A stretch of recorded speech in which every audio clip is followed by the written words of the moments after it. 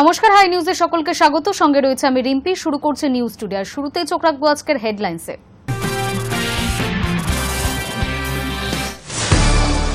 যোগ্য চাকরিহারাদের নবান্ন অভিযান ঘিরে দফায় দফায় উত্তেজনা। নিয়ম না ভাঙার ঘোষণা পুলিশ কর্মীদের।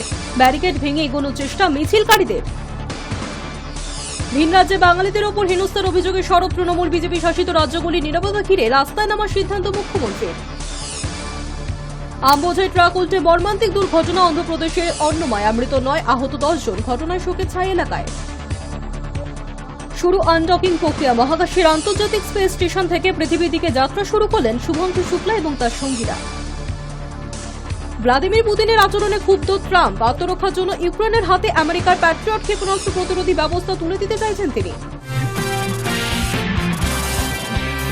যোগ্য চাকরিহারাদের নবান্ন অভিযান ঘিরে দফায় দফায় উত্তেজনা।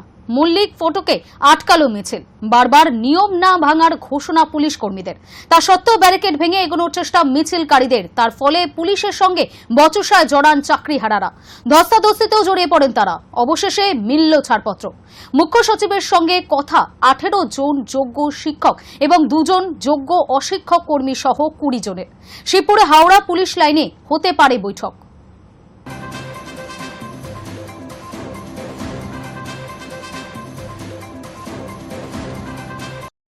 ভিন রাজ্যে বাঙালিদের ওপর একের পর এক হেনস্থার অভিযোগে সরব হল তৃণমূল। কেন্দ্র ও বিজেপি শাসিত রাজ্যগুলির নিরাপত্তা ঘিরে এবার সরাসরি রাস্তায় নামার সিদ্ধান্ত নিলেন মুখ্যমন্ত্রী মমতা বন্দ্যোপাধ্যায়। কখনো বিজেপি শাসিত পড়শি রাজ্য ওড়িশা, কখনো রাজস্থান, কখনো এনডিএ শাসিত মহারাষ্ট্র। কোথাও সমস্ত নথি থাকা সত্ত্বেও ভিন রাজ্যে কাজ করতে যাওয়া পশ্চিমবঙ্গের শ্রমিককে আটকে রাখার অভিযোগ উঠেছে। কোথাও আবার বাংলায় কথা বললেই বাংলাদেশি বলে দাগিয়ে দিয়ে বাংলাদেশে পাঠিয়ে দেওয়ার অভিযোগ উঠেছে। এই পরিস্থিতিতে বাংলা ভাষার অপমানের প্রতিবাদে পথে নামছেন মুখ্যমন্ত্রী।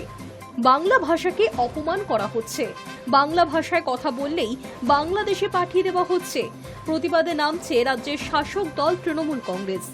21শে জুলাইয়ের আগেই বাংলা ভাষাকে অপমানের প্রতিবাদে পথে নামছেন তারা। আগামী 16ই জুলাই বুধবার কলকাতায় মিছিল করবেন মুখ্যমন্ত্রী। রবিবারই রাজ্যের মন্ত্রী চন্দ্রিমা ভট্টাচার্য সাংবাদিক বৈঠক করে জানিয়েছেন যে বাংলা ভাষাকে অপমানের প্রতিবাদে আগামী 16ই জুলাই দুপুর 1টার সময় মিছিল বার করা হবে। মিছিলে থাকবেন মুখ্যমন্ত্রী মমতা বন্দ্যোপাধ্যায়। কলেজ স্কোয়ার থেকে ডোরিনা ক্রসিং পর্যন্ত হাঁটবেন মুখ্যমন্ত্রী। কলকাতা, হাওড়া, সল্টলেক এবং ভাঙড়ের মানুষ এই মিছিলে সামিল হবেন। আগামী 16ই জুলাই মঙ্গলবার কলকাতায় প্রতিবাদ মিছিলে নেতৃত্ব দেবেন তিনি। কলেজ স্কোয়ার থেকে শুরু করে ডোরিনা ক্রসিং পর্যন্ত হবে মিছিল। বেলা 1টা নাগাদ শুরু হওয়ার কথা কর্মসূচি। সাংবাদিক বৈঠকে রাজ্যের মন্ত্রী চন্দ্রিমা ভট্টাচার্য জানিয়েছেন, ওই দিন শুধু কলকাতায় নয়, রাজ্যের জেলাগুলিতেও তৃণমূলের তরফে প্রতিবাদ কর্মসূচি চলবে। Hi news network. বন্ধের নামে খেজুরিতে দাদাগিরির অভিযোগ বিজেপি কর্মীদের বিরুদ্ধে। পুলিশ বাধা দিতে গেলে বচসায় জড়ান বন্ধ সমর্থনকারীরা। ধস্তাধস্তিতে হয় এক প্রস্তুত। বন্ধের নামে খেজুরিতে দাদাগিরি বিজেপি কর্মী সমর্থকদের। খেজুরি বিদ্যাপীঠের কাছে ফলের পেটি রেখে হেরিয়া খেজুরি রাজ্য সড়ক অবরোধ করেন বন্ধ সমর্থনকারীরা। স্বাভাবিকভাবেই তার ফলে যাতায়াতকারীরা চরম ভোগান্তির শিকার হন। বিজেপি কর্মী সমর্থকদের রাজ্য সড়কের ওপর থেকে হটাতে গেলে পুলিশের সঙ্গে বচসা বাধে। এদিকে সোমবার সকালেই বাঁশগোড়াতে গাড়ি ভাঙচুর করা হয় বলে অভিযোগ ওঠে। এখনো পর্যন্ত পুলিশ 9 জন বন্ধ সমর্থককে গ্রেফতার করেছে বলে খবর। উল্লেখ্য, শুক্রবার রাতে সাংস্কৃতিক অনুষ্ঠান দেখতে গিয়ে বছর 23-এর সুজিত দাস এবং 65 বছর বয়সী চন্দ্র পাইকের মৃত্যু হয়। সুজিত পূর্ব ভাঙনমারি গ্রামের বাসিন্দা, চন্দ্র ঝাটিহারি গ্রামের বাসিন্দা। খবর পেয়ে মৃতদেহগুলি উদ্ধার করে ময়নাতদন্তে পাঠায় খেজুরি থানার পুলিশ। প্রাথমিক অনুমান বিদ্যুৎস্পৃষ্ট হয়ে তাদের মৃত্যু হয়েছে। স্থানীয়দেরও একই দাবি। তারা জানান, অনুষ্ঠান স্থলের কাছে একটি হ্যালোজেন লাইট খুলে পড়ে 2 ব্যক্তির ওপর। তার জেরেই বিদ্যুৎস্পৃষ্ট হয়ে মৃত্যু হয়েছে তার। তবে শুভেন্দুর দাবি, ওই ব্যক্তিদের পরিকল্পনা মাফিক খুন করা হয়েছে। বিজেপির দাবি, মৃতদেহগুলিতে আঘাতের চিহ্ন রয়েছে। ভোটের আগে ধাক্কা মারবে সেই দিবাকর ময়না তদন্তকারী ডাক্তারকে ফোন করেছে, বলছে আপনি লিখে দেন ইলেকট্রিক শকে মারা গেছে। হয়তো তাই লিখেছেন ডাক্তার। এটা আজকে নয়, অভয়ের কাণ্ড থেকে অদ্যবধি প্রমাণ লোপাট করো এবং তৃণমূলকে বাঁচাও। এদিকে এই ঘটনার একটি ভিডিও ভাইরাল হয়েছে। ওই ভিডিওটি বিজেপির খুনের তত্ত্বে জল ঢেলে দিয়েছে আগে, জানিয়ে নিন্দা ঝড় উঠেছে জেলা জুড়ে। কাঁথি সাংগঠনিক জেলা যুব তৃণমূল সভাপতি বলেন, শুভেন্দু অধিকারী বারবার লাশের রাজনীতি করতে ভালোবাসেন। শকুনের মতো চেয়ে থাকেন কখন লাশ পড়বে আর তিনি সাম্প্রদায়িক রাজনীতি শুরু করবেন। এবারেও তার অন্যথা হয়নি। রাতে অনুষ্ঠান দেখতে গিয়ে বিদ্যুৎস্পৃষ্ট হয়ে 2 ব্যক্তির মৃত্যু ঘটেছে। মৃতদের পরিবারের প্রতি সমবেদনা জানায়। নিছক একটা দুর্ঘটনাকে পিটিয়ে খুন করা হয়েছে বলে রাজনীতি করতে শুরু করেন বিরোধী দলনেতা। কিন্তু অনুষ্ঠান মঞ্চের যে ভিডিও ভাইরাল হয়েছে তাতে সত্য ঘটনা প্রকাশ্যে চলে এসেছে। এরপরেও বিজেপির লজ্জা করে না। কাঁথির এসডিপিও দিবাকর দাস বলেন, অভিযোগের তদন্ত চলছে। অনুষ্ঠানের কোনো অনুমোদন ছিল না। কার গাফিলতিতে মৃত্যু ঘটেছে তা তদন্ত করে দেখা হচ্ছে। High news network.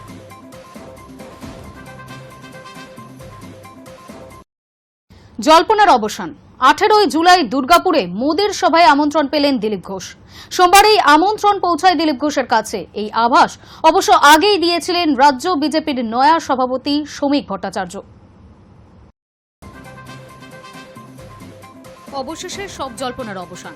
আগামী 18 জুলাই দুর্গাপুরে মোদির সভায় আমন্ত্রণ পেলেন এক সময়ের দাপুটে বিজেপি নেতা দিলীপ ঘোষ।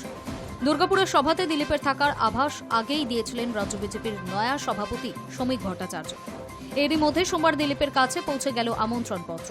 অর্থাৎ বঙ্গ বিজেপিতে শ্রমিক যুগ শুরু হতেই দিলীপের সঙ্গে পদ্ম শিবিরের দূরত্ব কমেছে বলেই মনে করা হচ্ছে। জানা গিয়েছে 17 তারিখ রাতেই দুর্গাপুরে যাবেন দিলীপ। দীঘায় জগন্নাথ মন্দিরের উদ্বোধনের দিন রাজ্য সরকারের আমন্ত্রণে সস্ত্রীক সেখানে গিয়েছিলেন বঙ্গ বিজেপির এই দাপুটে নেতা। সৌজন্যতা রক্ষা করতে গিয়ে রাজ্য নেতৃত্বের অনেকেরই চক্ষুশূল হয়েছিলেন তিনি। এরই মধ্যে একের পর এক সভা সমিতিতে দিলীপের অনুপস্থিতিতে মনে করা হচ্ছিল বিজেপির সঙ্গে দূরত্ব বেড়েছে এক সময়ের দাবাং নেতার। মাঝখানে তার তৃণমূলে যোগ দেওয়ার সম্ভাবনা নিয়েও কানাঘুষো শোনা গিয়েছিল। দিলীপকেও এই নিয়ে একাধিকবার প্রশ্ন করা হলে তিনি জল্পনা উস্কে রেখেছিলেন। এমনকি জলও নেই, পোনাও নেই বলে বঙ্গ রাজনীতিতে জল্পনার নয়া সংজ্ঞা দিয়েছিলেন তিনি। এরই মধ্যে পদ্ম শিবিরের সাংগঠনিক রদবদল হয়। সভাপতি পদে নির্বাচিত হন শ্রমিক। যদিও নির্বাচন প্রক্রিয়ায় গড়হাজির ছিলেন প্রাক্তন বিজেপির রাজ্য সভাপতি দিলীপ। এমনকি সংবর্ধনা সভাতেও ডাক পাননি তিনি। তবে দিলীপের মুখে শ্রমিকের প্রশংসা শোনা গিয়েছিল। তারপরেই বর্তমান সভাপতির সঙ্গে দেখা করতে সল্টলেকের অফিসে যান প্রাক্তন সভাপতি। সেই সাক্ষাতের পরেই সস্ত্রীক দিলীপের দিল্লি সফরের পর মনে করা হয়েছিল ফের স্বমহিমায় ধরা দিতে চলেছেন একসময়ের দাবাং পদ্ম নেতা। যদিও এরই মধ্যে দুর্গাপুরের সভায় দিলীপ ডাক পাবেন কিনা তা নিয়ে জল্পনা শুরু হয়েছিল। কেননা দলের নির্দেশে শেষ মুহূর্তে 2024 লোকসভায় বর্ধমান দুর্গাপুর আসন থেকে প্রতিদ্বন্দ্বিতা করেছিলেন দিলীপ। যদিও সেই সময় তাকে পরাজয় স্বীকার করতে হয়। সেই দুর্গাপুরে 26 ভোটের আগে দিলীপের ডাক পাওয়া নিয়ে সংশয় দেখা গিয়েছিল। যদিও সেই জল্পনায় জল ঢেলে অবশেষে ডাক পেলেন তিনি। তবে এই সভার পর রাজনীতির ময়দানে দিলীপকে স্বমহিমায় দেখা যাবে কিনা সে নিয়ে প্রশ্ন থেকেই যাচ্ছে। Hi news network.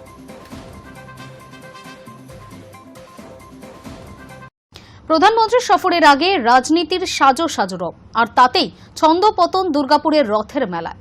নেহেরু স্টেডিয়ামে নরেন্দ্র মোদীর সভা উপলক্ষে প্রশাসনের নির্দেশে মেলা গুটিয়ে নেওয়ার বার্তা মিলতেই সমস্যায় শতাধিক ছোট ব্যবসায়ীরা। রাজীব গান্ধী ময়দানে চলছিল রথ উপলক্ষে বার্ষিক মেলা। এবার মেলা শেষের আগেই মাঠ ফাঁকা করার নির্দেশ এসেছে। কারণ প্রধানমন্ত্রীর সভাস্থলের পাশে এই ময়দানেই করা হবে গাড়ি পার্কিং এর ব্যবস্থা। এই পার্কিং এর জন্যই মাথায় হাত পড়েছে মেলার বিক্রেতাদের।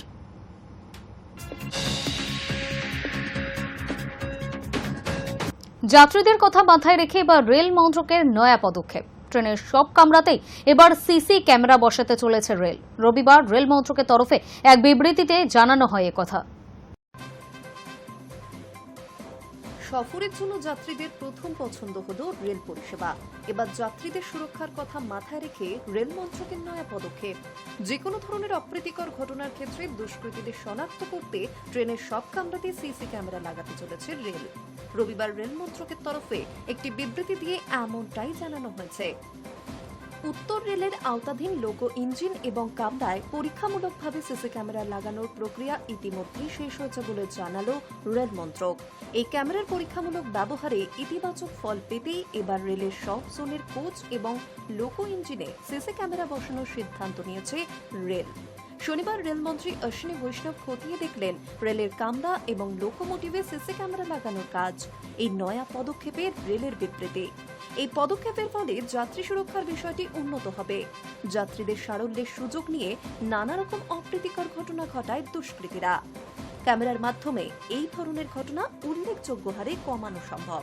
তবে রেলের তরফে জানানো হয়েছে, যাত্রীদের ব্যক্তিগত পরিসর সুরক্ষিত রাখতে শুধুমাত্র কামরার প্রবেশ পথে সিসি ক্যামেরা লাগানো হবে। রেল সূত্রে খবর, খুব শীঘ্রই 15,000 লোকোমোটিভ এবং 74,000 কোচে সিসি ক্যামেরা লাগানো হবে। প্রতিটি কোচে 4টি সিসি ক্যামেরা লাগানোর কাজ শুরু হবে। লোকোমোটিভে থাকবে 6টি CC camera. Hi news network.